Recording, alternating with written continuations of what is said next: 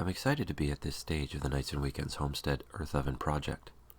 It's been a long time coming, but the shaping of the sand form is really the final step before I begin placement of the first layer of clay, which acts as a dense thermal mass which soaks up heat from the fire and radiates it back into the food placed within the chamber.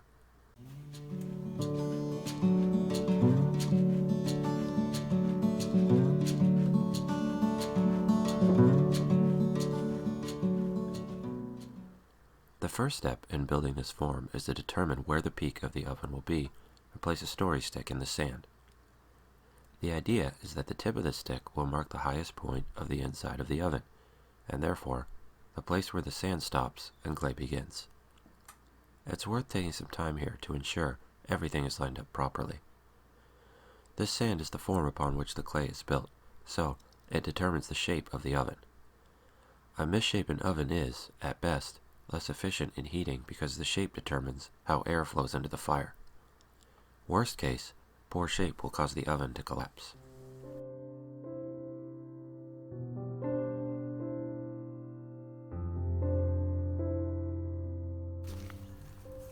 Building the sand form is similar to building a sandcastle at the beach.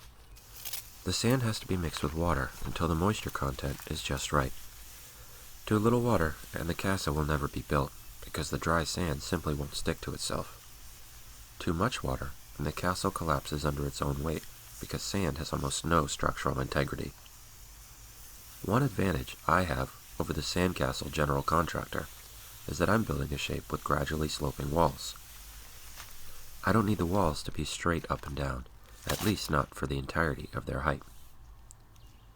I mentioned in a previous video how much time I saved by dumping a bucket of sand onto my hearth floor using a tractor, versus building the sand one 5-gallon bucket at a time. There is a problem with the tractor method that I discovered later. I still think it saved time in the end, but the problem I ran into is centered around water content. I'll share the problem and my thoughts on a solution in a future video covering the removal of the sand from inside the oven.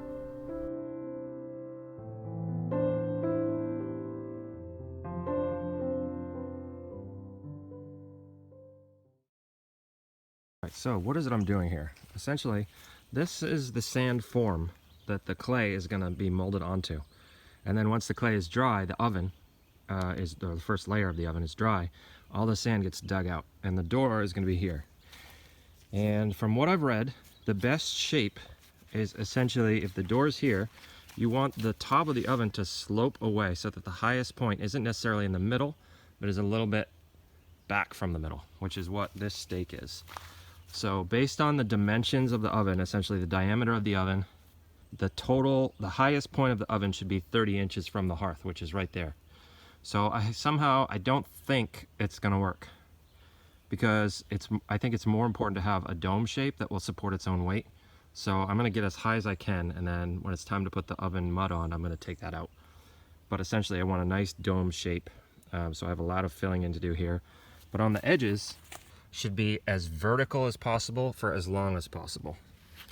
So essentially what you do is you figure out the diameter, so that you take a marker and you make a big compass with a piece of string and you mark a circle. So I used a Sharpie and I marked a big circle, and what I'm trying to do, you can kind of see right there, there's a little bit of mark, and that circle is supposed to hit the edge of your bricks as much as possible. So there's a corner of the hearth right there. So you want your oven mud to come down right flush with that, and then fill out the rest so that none of the bricks are showing.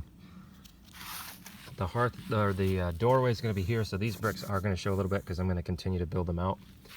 But essentially what I'm trying to do is get right up to that line, all the way around the oven. Right there it is again. So essentially I'm just trying to get right on that line and keep the edges vertical as long as possible before they start to slant in. The line barely kisses that brick, and then the other bricks are all in here, so I don't even think the line touches that brick. And then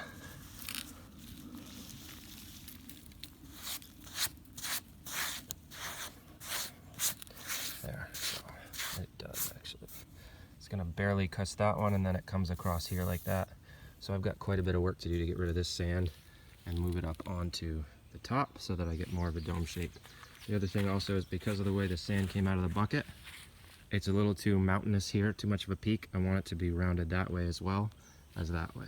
So anyway, lunch is over, so I'm gonna go back in and go to work, but this is a good start and this is a lot of fun. Hopefully I do everything as well as I can so that the oven doesn't collapse. We'll see.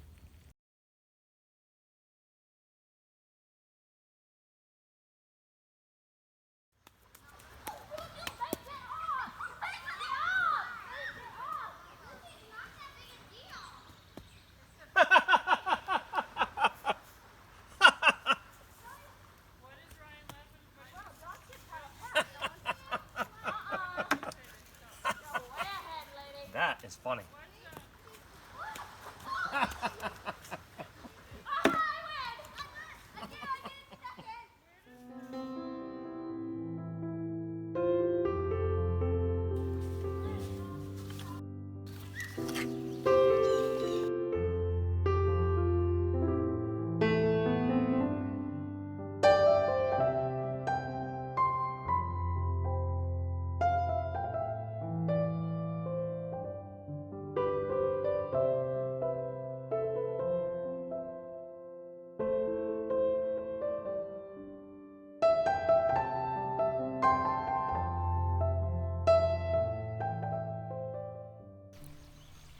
I think I have the oven form as high as I can get it. I might be able to get it higher, but I would lose the shape of the dome. Also, there will be a little additional height as I build out to the door frame, which I've decided to build as a brick arch. Now, since I have not been able to obtain the full 30 inches in height, I need to do some more calculating to determine the ideal height of the archway, which is supposed to be approximately 63% of the height of the overall oven. I also want to make sure I can fit a full cookie sheet into the oven, so I need to be thoughtful about the width of the bottom of the arch, and figure out whether the required width and height are going to be compatible. It turns out I can't do that math in my head. Never have I been so pleased to have a random piece of lumber floating around the homestead.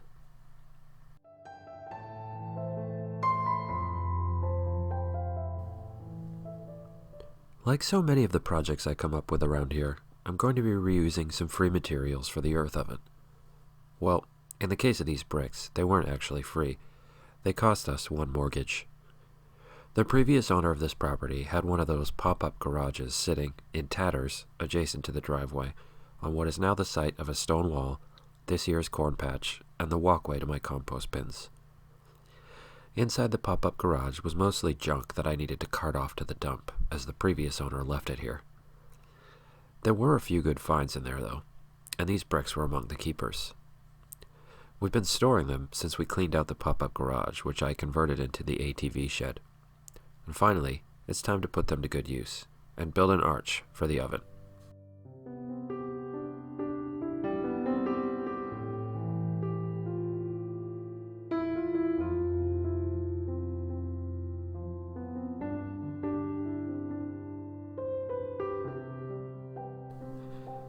The shims, which I make from cedar shingles, and are the cut-off ends from siding projects, would otherwise have been thrown away, and of which I have a pile in the workshop, are necessary to make the arch work properly. I've never built an arch like this, but I think I understand the concept. Essentially, when I get the entire thing built and put the keystone in at the top, I can pull the shims and the entire arch will drop, cinching in on itself with the shape itself adding strength to the form. It's an incredibly elegant thing humans have come up with, and I'm hoping I can make it work.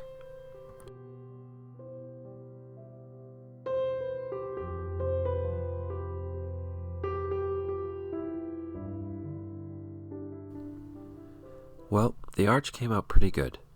It's not perfect, and if I were going to do it again, which, if I understand the lifespan expectations of an oven like this, I definitely will be doing it again, I would follow the instructions in the Denzer book, Build Your Own Earth Oven. I decided to build it freehand. Instead, I would build a double-sided form like Denzer recommends. I thought I was saving time, but in the end, it took so long to get the top bricks to stay in place that I'm guessing the added time building the form would have saved me more than an hour. That said, it looks pretty good, especially considering I've never built one of these, and I did it freehand. Now, it's time to do my best to smooth the outside of the sand form. It's important to ensure it's relatively smooth because any bumps or imperfections will show up in mirror image on the inside of the clay. Once the sand is removed and the oven is fired, those indents and cracks inside are a perfect place for steam from cooking bread to gather and condense, weakening the structure and leading to eventual collapse. Since I'd like to avoid that, I'll put in the time now to smooth the outside and ensure this shape aligns with my vision. Though at this stage it's hard not to jump ahead. The form gives me a sense of what the oven will look like, and now I'm even more excited.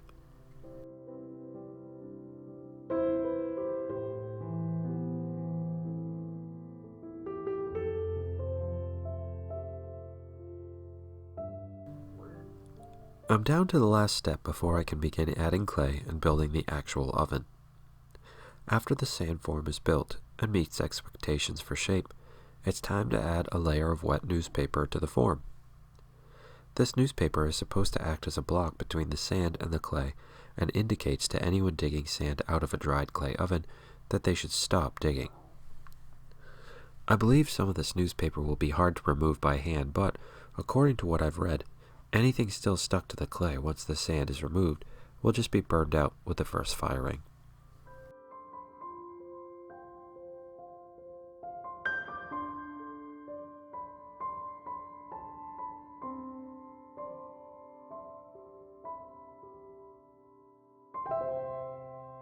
Well, that took all afternoon and evening.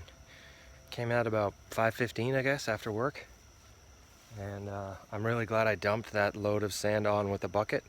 I thought this will save me time, and it did, which I'm super psyched about, because if I had started just bringing buckets over, there's no way I'd be done with this. So I got the oven covered with newspaper. It took me a really long time to shape this. I think it's worth putting the time in, because this is the dome shape, this is the form that you're going to put the clay on. So I think it was worth the time, but it took a lot longer than I thought. It's dark now, and I'm going to go to bed early because I want to wake up early and start on the clay. You're supposed to do that and the clay on the same day, according to the book that I have. I'm not sure, since I have, a job and work for a living. I don't think I could do that unless I dedicated an entire weekend, and I have so many other projects around here that I can't do that. So I'm kind of hoping that since I've closed it in, I guess, and I've wet the newspaper, and I'll do that again tomorrow, right before I start. I'm gonna come out real early as soon as it's light out. Hopefully the mosquitoes won't be so bad, and start putting the bricks on. And the other thing that took me a long time was the archway, because I didn't follow the directions, and I thought I'll just experiment and do this. In the directions, they actually tell you to make a double-sided form with 2x4 spacers in it of plywood to do the arch. But I wanted to kind of freeform it, and I'm not sure it's going to work. My keystone isn't super. I just went and found the best stone I could that was angled. In the book, the guy mentions taking a brick and shaping it, and I don't have the tools to do that. So I figure people have been making these for thousands of years. I'm hoping that as the clay dries and things settle, and I did put spacers down underneath the bottoms of the archway, so as I take those out and the whole thing drops, it should cinch in and tighten up. I don't know, I've never built an arch before, so maybe it'll collapse. I hope not, but I'm not going to take all this apart until I've got the clay on, and I'm hoping that even if this does collapse, I'll still have a usable oven with a door. And this is the first one I've ever built, so all of it is an experiment anyway. Anyway, I'm pretty psyched with how it came out, considering I didn't follow the directions. Yeah, I'm gonna go in now because the bugs are pretty fierce, but this is what it looks like before I put the clay on. Yeah, pretty awesome.